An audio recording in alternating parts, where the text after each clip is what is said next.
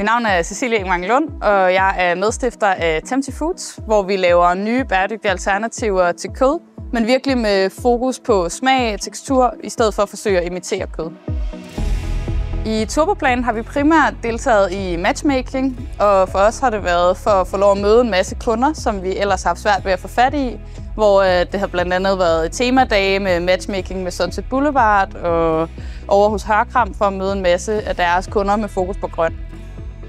For os har det været en unik mulighed at deltage i matchmaking for at få lov at få adgang til en kundegruppe, der kan være svær at få adgang til som en lille virksomhed, men at vi har kunne gå sammen med en masse forskellige virksomheder og derved også gøre det mere attraktivt for de store virksomheder at komme ind og møde os og lære om, hvad startups kan hjælpe dem med.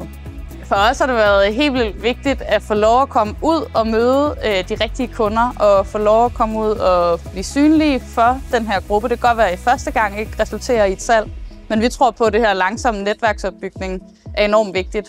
for vores virksomhed og for fremtiden i virksomheden.